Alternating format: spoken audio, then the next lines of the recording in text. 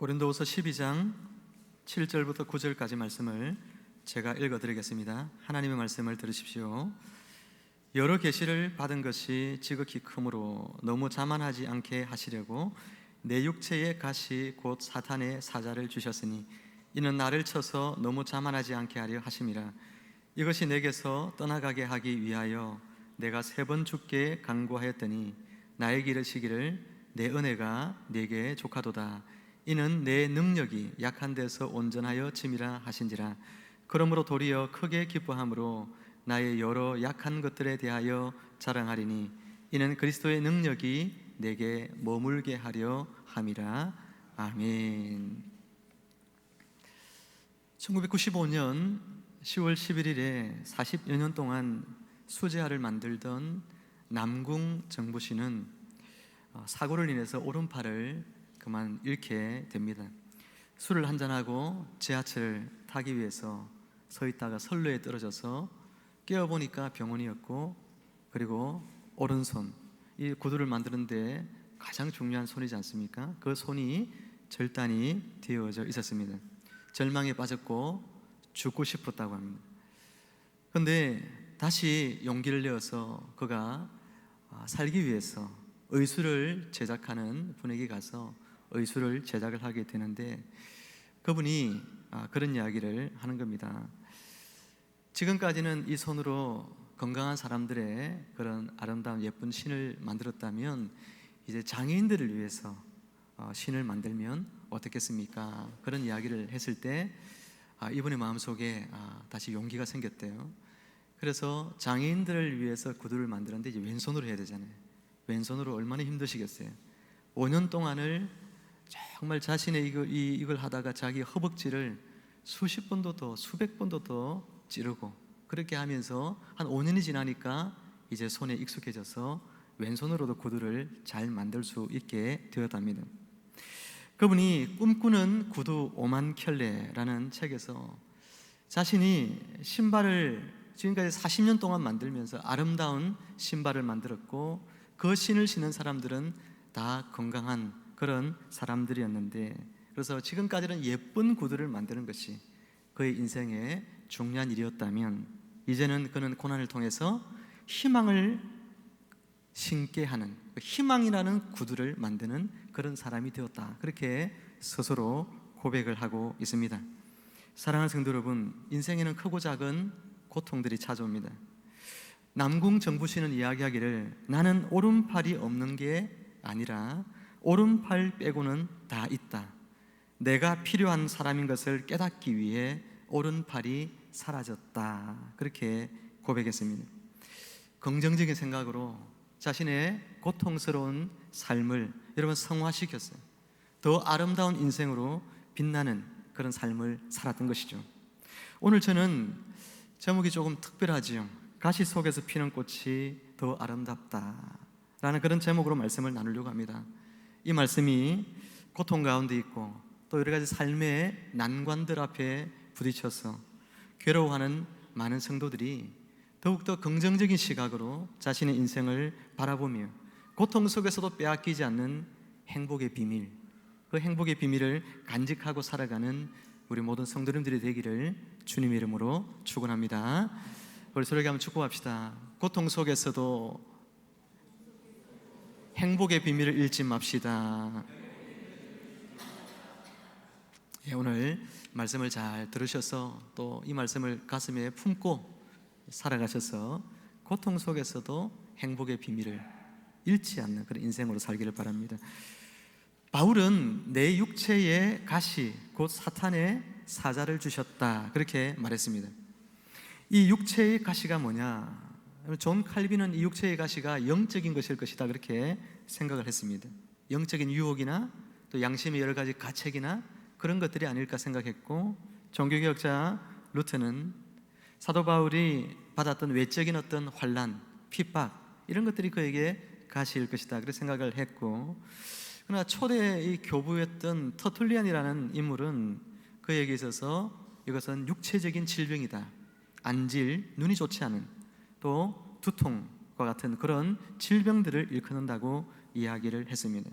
바울이 갈라디아 교인들에게 쓴 편지 속에서 할 수만 있으면 이 갈라디아 교인들이 바울을 위해서 그죠? 자신들의 눈이라도 떼어서 줄 만큼 바울을 사랑했던 자들이었다는 문맥 속에서 우리는 이 바울이 눈이 좋지 않은 것이 아니었을까 하는 것을 강하게 추측해 볼 수가 있습니다. 어쨌든 사역자에게 여러분 눈이 시력이 좋지 않다, 눈에 오랜 병을 가지고 있다, 그것은 굉장히 힘든 일이겠죠. 이 문제로 하나님 앞에 바울은 3번을 기도했습니다. 이것은 딱 3번만 기도했다 그런 뜻이 아닐 것입니다. 3이란 수는 완전수이기 때문에 하나님께 충분히 기도를 드렸다 그렇게 볼 수 있습니다. 그런데 하나님께서는 그 바울의 기도를 들어줬습니까? 들어주지 않습니다. 바울이 육체의 질병을 가시로 표현한 데에는 이 질병이 가지고 있는 그 아픔이 있다는 거죠. 가시처럼 자신을 찌르고 자신에게 상처를 준다는 것입니다. 그래서 이 질병을 가시로 표현하고 있습니다. 여러분, 찔리면 아프죠? 찔리면 아프지 않을 사람이 아무도 없습니다. 여러분, 바울에게 있어서 이 질병이 질병 자체로서 가지는 그런 가시의 역할도 있겠지만, 그러나 사역자로서의 바울에게 있어서 이 질병은 또한 외적으로 볼 때에 가시가 됩니다. 어떤 면에서 가시가 될까요? 복음을 전한다는 사역자가 자기 자신의 병도 고치지 못하면서 복음을 전한다 하는 그런 사람들로부터의 비아냥을 들을 수가 있겠죠. 저에게 있어서 가시는 부서져 가는 그런 척추뼈가 저에게는 가시입니다.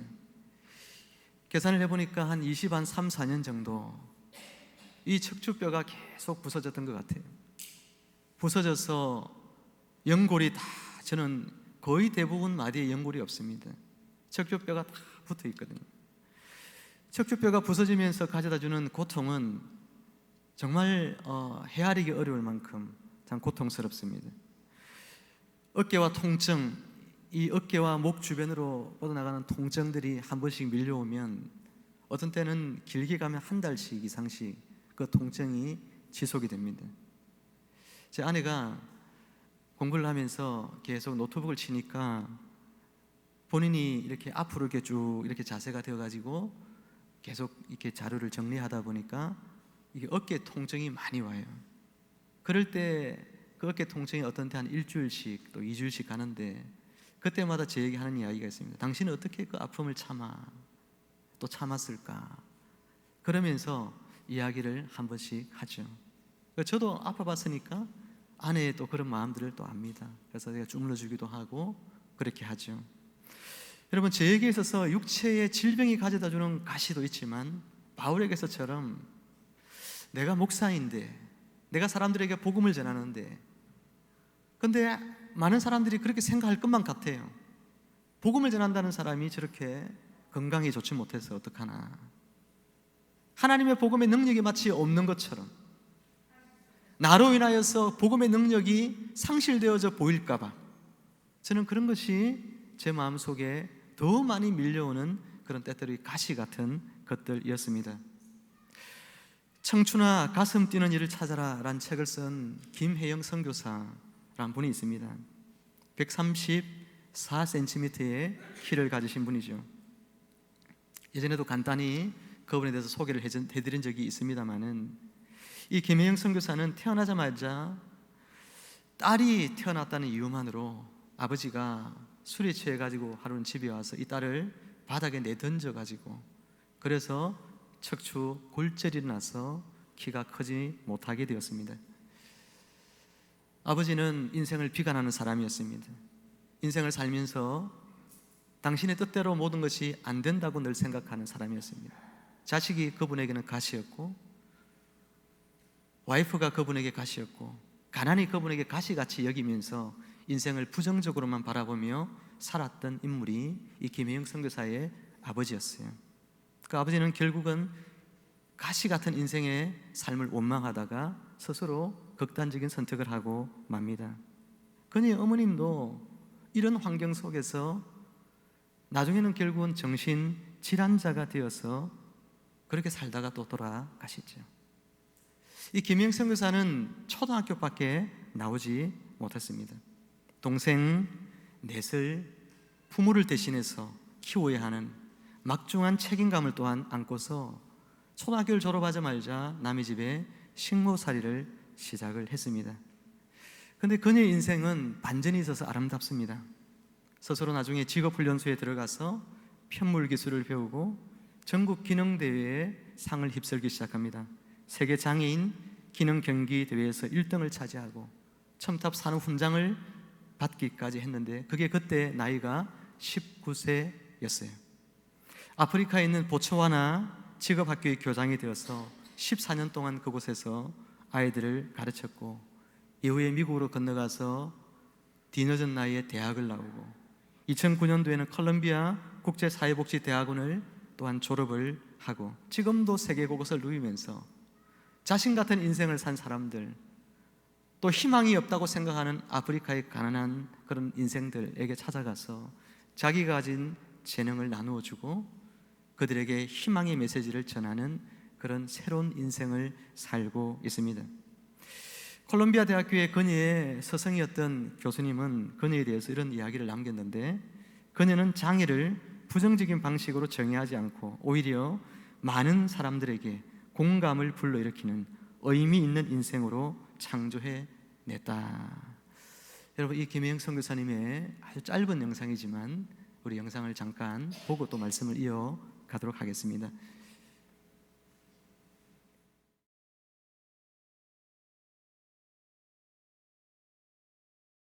여러분, 누구에게나 인생에 고통스러운 가시가 있습니다. 건강이라는 가시, 환경이라는 가시, 사람이라는 가시, 돈이라고 하는 가시 등등의 가시들이 여러분의 곁에 있을 수 있습니다. 어떤 이들은 그런 가시들이 자신을 아프게 한다 하는 것 때문에 여러분 부정적으로 그 가시를 받아들이는 사람들이 있습니다. 왜 나에게 이런 가시들이 있지? 원망하고 자신이 더 나은 사람이 되지 못하는 것을 오직 그 가시의 탓으로 돌리는 그런 인생들이 있습니다. 나는 몸이 약해서 내 삶은 이래. 나는 가난해서 내 삶은 이래. 나는 불행한 부모 밑에서 태어났기 때문에 나는 이래. 여러분, 여러 가지 자신의 삶에 있는 가시들에 자기 인생을 여러분 원망하는 그 모든 원망을 그 가시에 돌리면서 자기의 정신세계를 끊임없이 학대하고 그렇게 살아가는 부정적인 인생들이 있는 거예요. 성경에 보면 사울이라고 하는 인물이 여러분 그렇습니다. 모든 것을 다 가진 왕이었음에도 불구하고 다윗이라는 인생을 그의 인생의 가시로 여깁니다. 백성들로부터 받던 사랑을 다윗에게 다 빼앗긴 것처럼 생각합니다.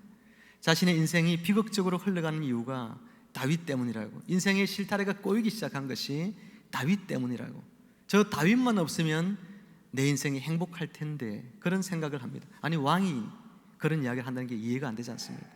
모든 걸 다 누릴 수 있는 왕이 다윗 한 사람 때문에 자기 인생 전부가 망가져가고 무너져가고 있다고 생각하고 있다는 것이 참 아이러니한 것이죠.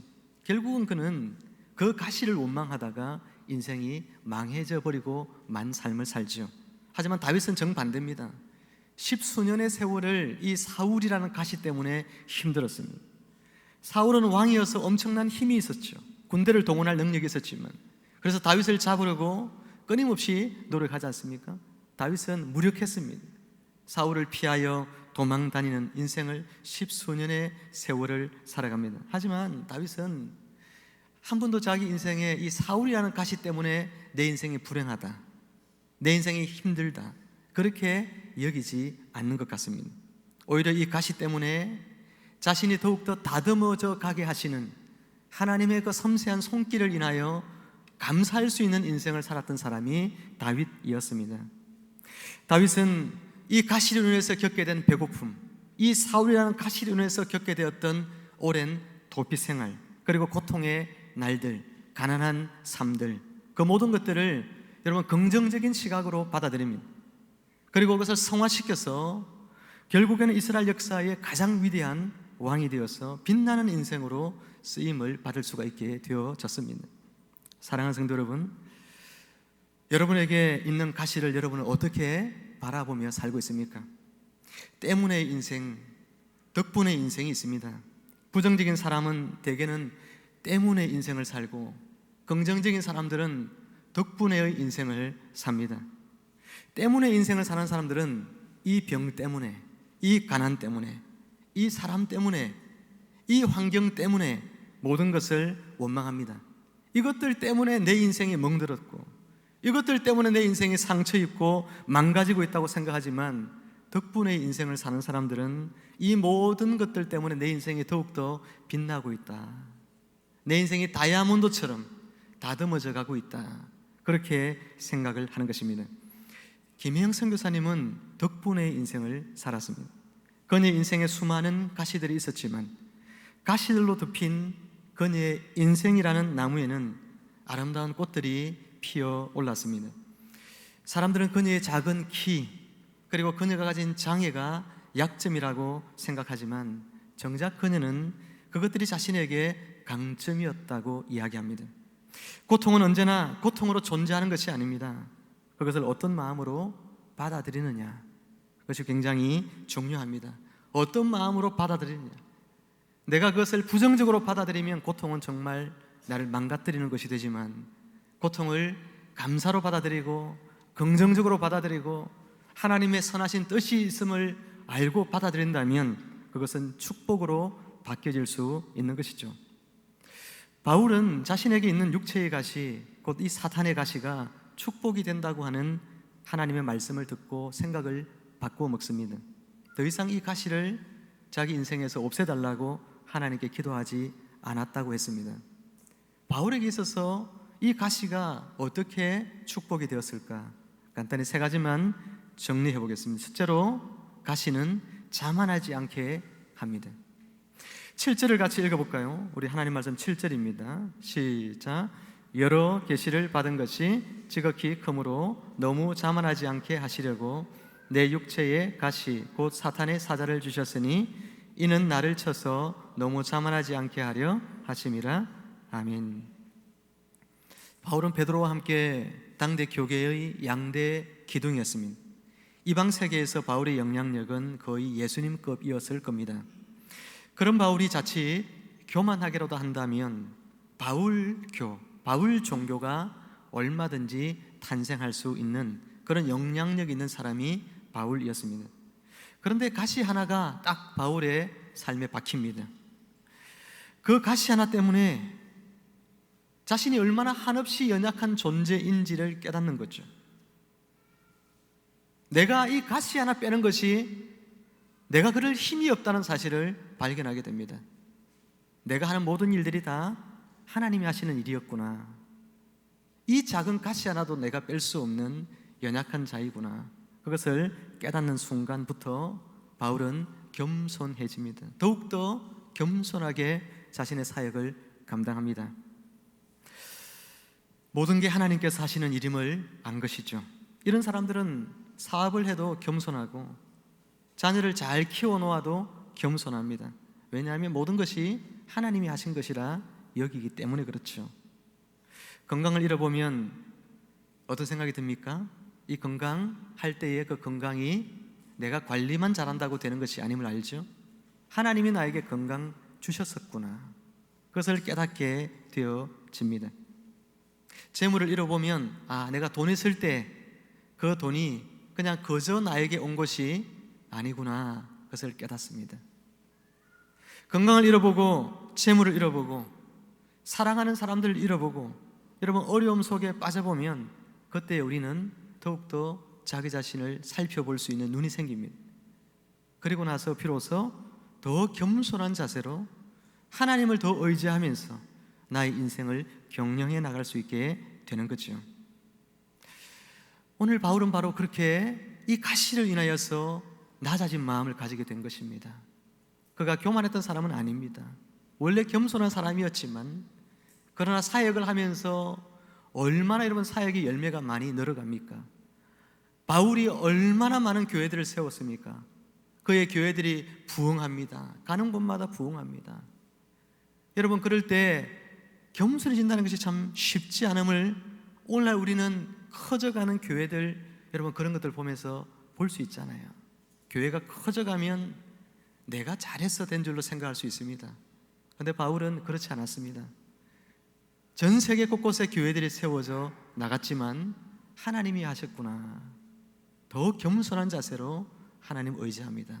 그래서 바울은 감사하는 거예요. 나에게 가시가 있다는 것, 나를 낮아지게 하니 감사한 것입니다. 둘째로 가시는 주신 은혜에 또한 감사하며 살게 합니다. 9절 말씀에 보면 나에게 이르시기를 내 은혜가 네게 족하도다, 그렇게 말씀하셨습니다. 바울은 가시를 통해서 자신에게 하나님의 은혜가 이미 넘친다는 것을 알게 되었습니다.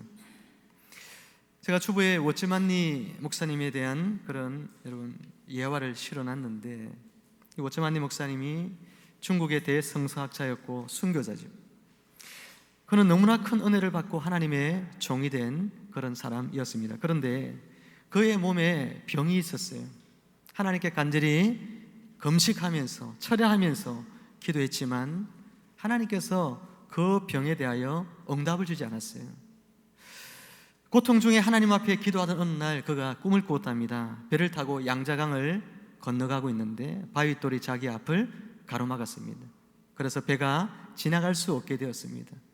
그가 무릎을 꿇고 주여 이 바위돌을 옮겨 주옵소서, 그래야 이 배가 지나가겠습니다. 그때 하나님께서 그에게 이런 질문을 던졌죠. 워츠만니야, 이 바위돌을 옮겨주랴 아니면 강물이 넘쳐서 넘어가게 하랴. 오 주여, 강물이 넘쳐서 넘어가는 것이 편하옵니다. 그래서 강물이 넘쳐 지나가게 되고 난 뒤에 꿈을 깼다는 거죠. 그는 무릎을 꿇고 잠잠히 하나님께 이렇게 기도했습니다. 우리 같이 한번 읽어봅니다. 시작. 주여, 내 속에 있는 바위돌과 같은 가시를 빼주지 않아도 되겠습니다. 은혜로 넘치게 하옵소서. 하나님께서 은혜를 넘치게 주시면 분명히 내게 있는 환난이나 역경이나 곤고나 어떤 시련도 능히 넘어갈 것을 믿습니다. 주여, 이 종에게 은혜를 내려 주시옵소서. 아멘. 여러분, 가시가 있다고 나쁜 것이 아니라는 이야기죠.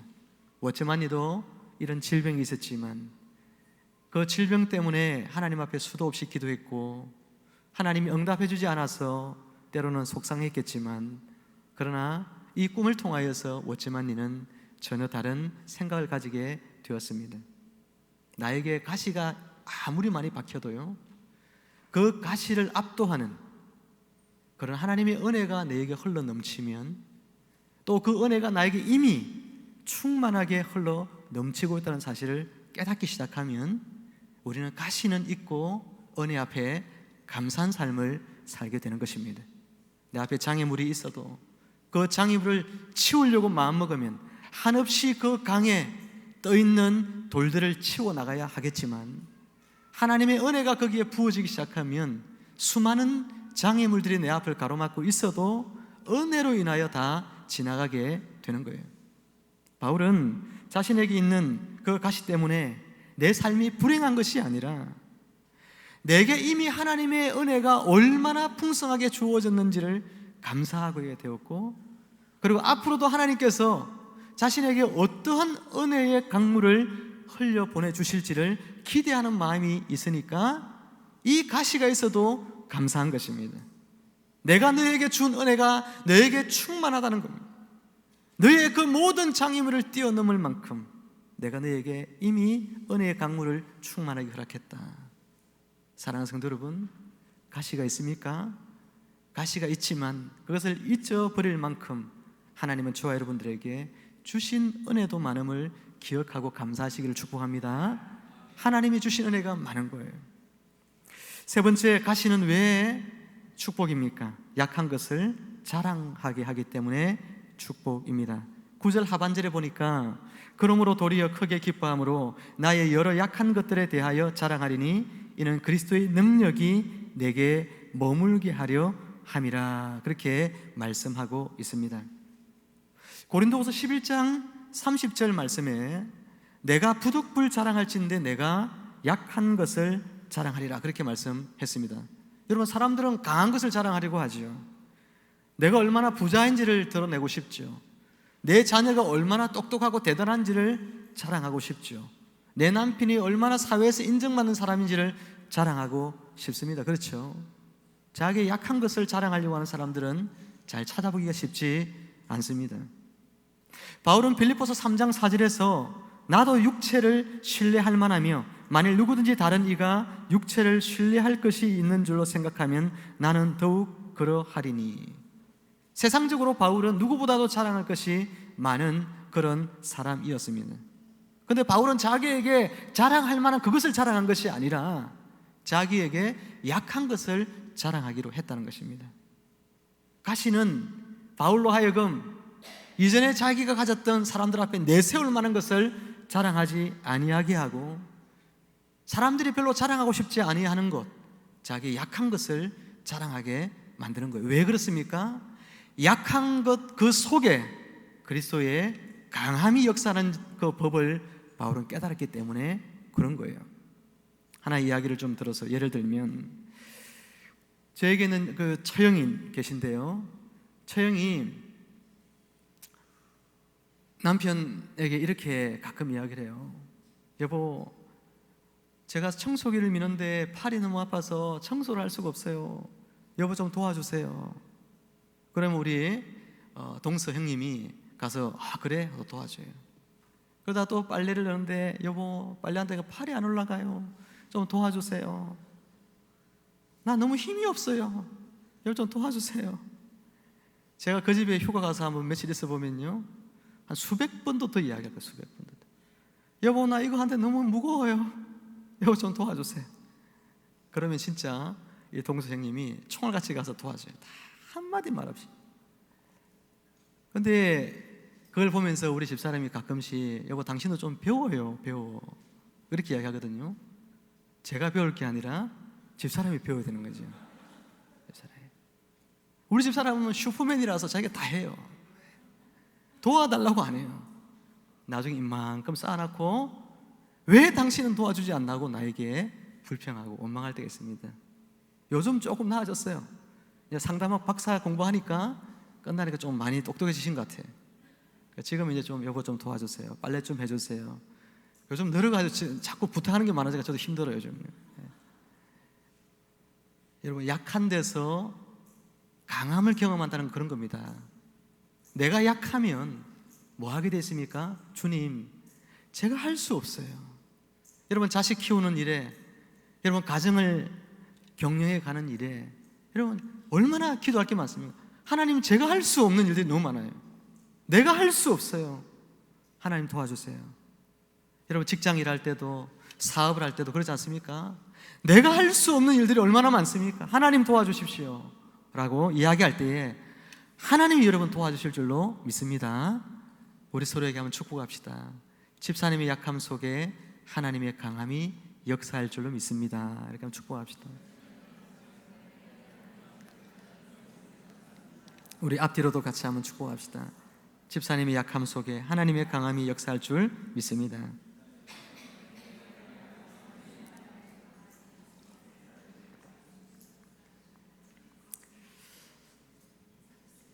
사랑하는 성도 여러분, 바울도 가시가 있어서 자만하지 않았고 주신 은혜에 감사하였고 약한 것들을 자랑하며 살았던 것처럼 하나님이 저와 여러분에게 주시는, 허락하시는 가시가 있습니다.